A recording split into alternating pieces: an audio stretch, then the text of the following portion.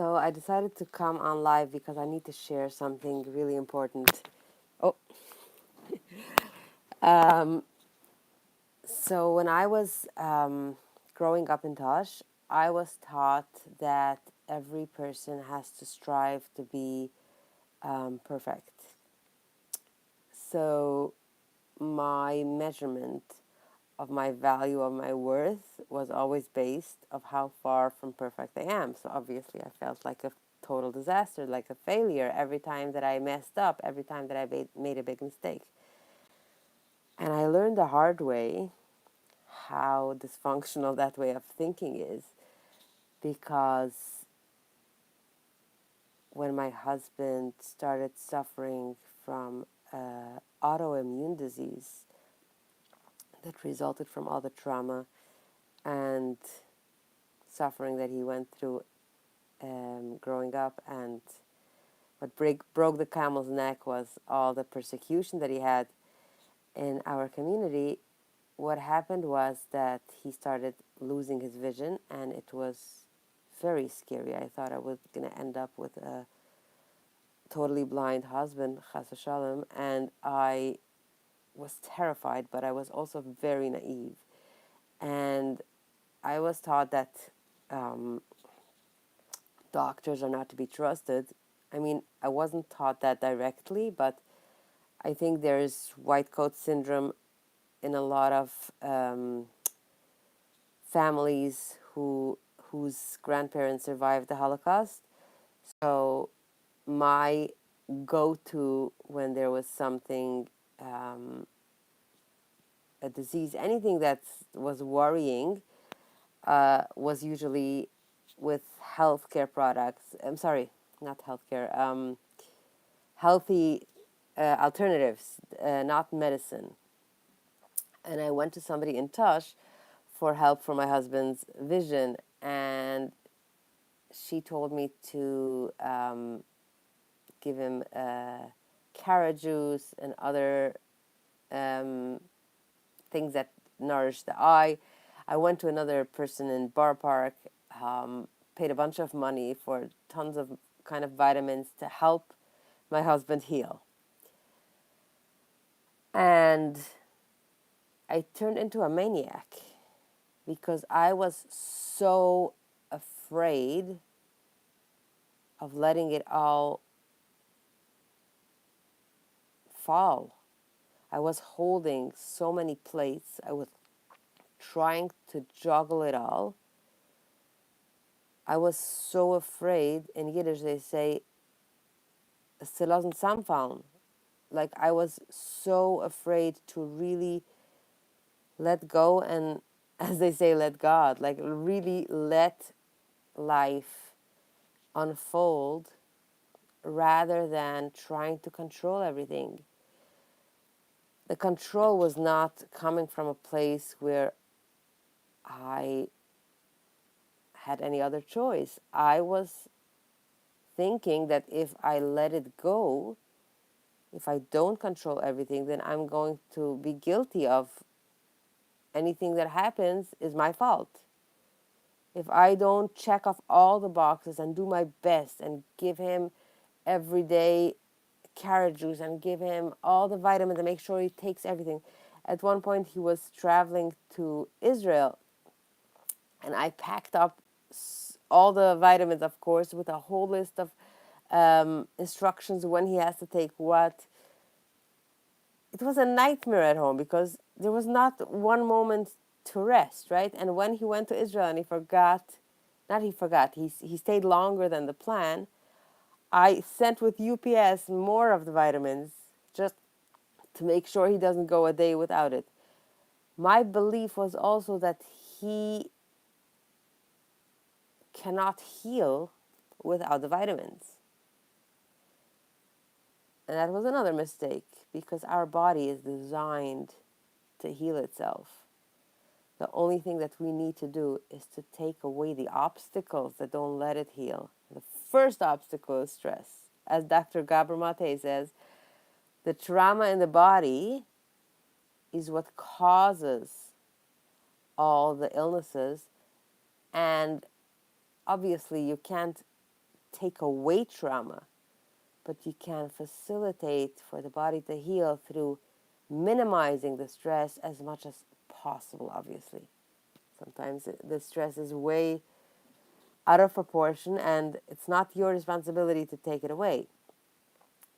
What my message with this video, what I really want to come through is how you letting it fall apart is the key for your healing and for your um, flourishing, basically. So back to the story of the carrot juice. Every single day, I had this Breville juicer, I think it's called. The best juicer costs $300. Like I was so diligent. I was so studious about everything that I was taught of healthy alternatives, and I was like driving myself crazy. Basically, I was a mom of, at that point, 3 little kids, and pregnant with my fourth, and teaching once a week. It was a whole new endeavor because I hadn't ever been a teacher before, and it was my dream actually, and I was like so excited to do that, but there was no way I can do it all, right? No human being can do it all. And I was so stressed all the time. And obviously, that turned the whole household into like a pressure cooker. The kids were feeling it. My husband was feeling it. There was no air to breathe. I remember my husband, every time I came home, he's like, turn on the music. Like it felt suffocating. The kind of stress that I was under was just impossible to live with. But I was holding on like steadfast, like really, really tight, because I felt like anything that I do wrong will make it fall together, will make it fall apart, and then there's no coming back. There's no way out of this, and I'm gonna destroy myself inside with guilt that I caused it all, that I should have done better. So this is my message to you. I left, at the moment I let it go, the moment I realized that carrot juice was not the answer, and I did have to focus rather on having less stress than having all the boxes checked off. I don't remember when that moment was. I can assure you it didn't come easy, and it did not come fast. I learned the hard way. But everything changed. The moment that happened, everything changed. And I have a coach, Xavier Dagba is his name, and he always points out how he went through a like huge grief in his life. He lost his connection with his parents, with his family. Like they were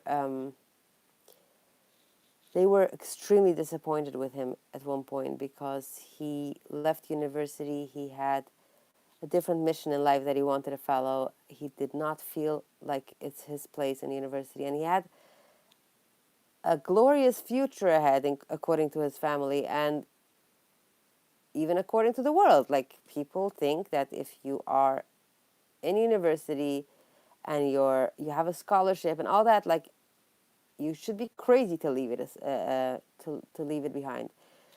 And he was just suffocating there. So he was like, he has to follow his heart and do what is right for him. And in his family, this was a terrible thing, because he came from a family who believed that if you have a good education, you have a future, and it was really, really hard. So he suffered a lot of grief, and he always thought that grief, in Hebrew they call it, I mean in the Tasha Hebrew they call it availus, which means when you lose somebody, there's a whole ritual of sitting Shiva. It's called, like, you sit for 7 days and you mourn the person, and then for a full year you're not allowed to hear music, you're not allowed to um, do a lot of things that remind you that of your loss. So for him, he didn't lose somebody who died, but he lost his connection with his family. And he was convinced, like a lot of us are, that it's going to break him and destroy him. But the wonderful thing that he found out was that grief, yes, it breaks you. It breaks you in ways that you never thought you can survive. But grief can also break you open in ways that you never expected. And that means that when you are going through a very difficult time, if you allow it to fall apart, you can grow in ways that you never expected is possible. When you put down all those plates that you're trying to juggle, when you just take care of yourself to be able to go through this time as best you can with less stress, that's when you find out how much opportunity you have in this time to discover things about yourself that were hidden from you. And this is something that opens up a whole new chapter in your life where you are able to embody your strength and your potential in new ways that you could never have done before. Because this, as I said before, it breaks you open. And that's what it did to me. And it's really important. If my story can teach you anything, it's really important for you to allow yourself to let go of the fear that you have to control everything. Because it is a fear. It's not how the world makes it out to be, like you're a control freak. No, it's a result of trauma. And be compassionate with yourself during this whole time that you're going through a shitstorm. And the only focus that I suggest you have is on your own well-being, to minimize stress whenever possible, but even if you cannot minimize, to allow it to break you open, to allow it to just be. You take a walk in nature, you do whatever you can to support yourself through this. But believe me, you'll thank me later if you allow yourself to be, if you allow it to fall apart and not take it on your shoulders. Do not carry the burdens that are not yours to carry. I learned the hard way. It was not worth it. So I hope this helps.